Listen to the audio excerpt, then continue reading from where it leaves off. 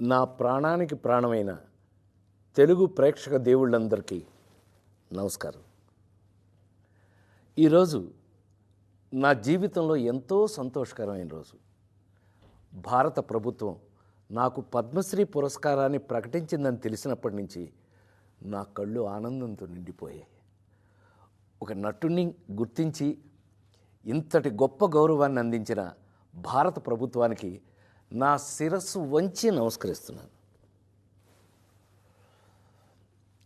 అలాగే నా పేరుని ఈ పురస్కారానికి సిఫార్సు చేసిన ఆంధ్రప్రదేశ్ ప్రభుత్వానికి, పెద్దలందరికీ నా ప్రత్యేక కృతజ్ఞతలు. కానీ నిజం చెప్పాలంటే ఈ అవార్డు నాది కాదు, మీది. 48 ఏళ్లుగా నన్ను ఒక నటుడిగా మాత్రమే కాకుండా మీ ఇంట్లో ఒక మనిషిగా, మీలో ఒకడిగా గుండెల్లో పెట్టుకుని చూసుకుంటున్నారు.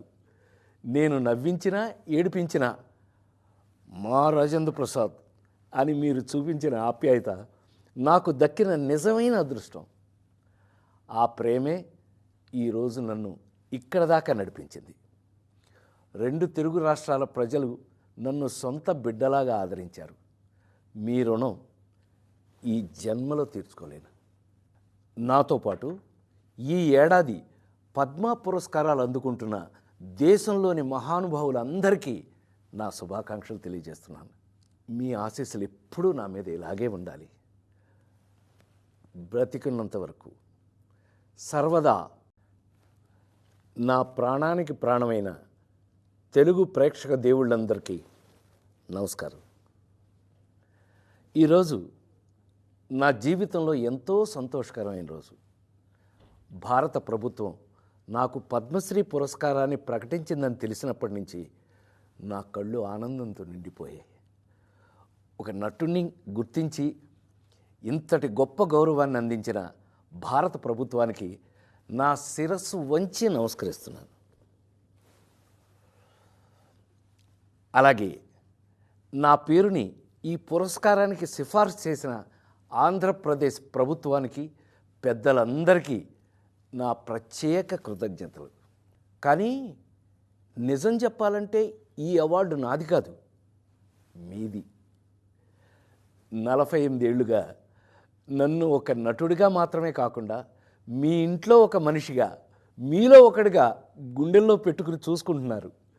నేను నవ్వించినా ఏడిపించినా మా రాజేంద్ర ప్రసాద్ అని మీరు చూపించిన ఆప్యాయత నాకు దక్కిన నిజమైన అదృష్టం. ఆ ప్రేమే ఈరోజు నన్ను ఇక్కడ దాకా నడిపించింది. 2 తెలుగు రాష్ట్రాల ప్రజలు నన్ను సొంత బిడ్డలాగా ఆదరించారు. మీ రుణం ఈ జన్మలో తీర్చుకోలేను.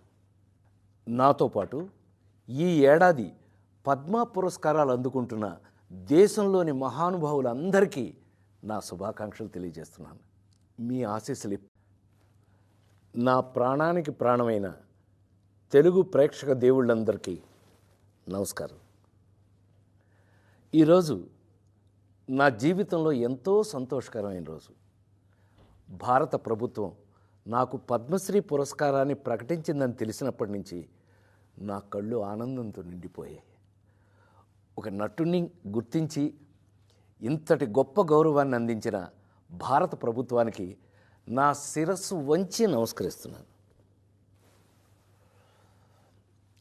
అలాగే నా పేరుని ఈ పురస్కారానికి సిఫార్సు చేసిన ఆంధ్రప్రదేశ్ ప్రభుత్వానికి, పెద్దలందరికీ నా ప్రత్యేక కృతజ్ఞతలు.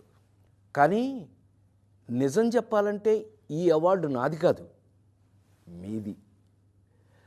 48 ఏళ్లుగా నన్ను ఒక నటుడిగా మాత్రమే కాకుండా మీ ఇంట్లో ఒక మనిషిగా, మీలో ఒకడిగా గుండెల్లో పెట్టుకుని చూసుకుంటున్నారు. నేను నవ్వించినా ఏడిపించినా మా రాజేంద్ర ప్రసాద్ అని మీరు చూపించిన ఆప్యాయత నాకు దక్కిన నిజమైన అదృష్టం. ఆ ప్రేమే ఈరోజు నన్ను ఇక్కడ దాకా నడిపించింది. 2 తెలుగు రాష్ట్రాల ప్రజలు నన్ను సొంత బిడ్డలాగా ఆదరించారు. మీ రుణం ఈ జన్మలో తీర్చుకోలేను. నాతో పాటు ఈ ఏడాది పద్మ పురస్కారాలు అందుకుంటున్న దేశంలోని మహానుభావులందరికీ నా శుభాకాంక్షలు తెలియజేస్తున్నాను. మీ ఆశీస్సులు ఎప్పుడూ నా మీద ఇలాగే ఉండాలి. బ్రతికున్నంత వరకు సర్వదా మీ రాజేంద్ర ప్రసాద్.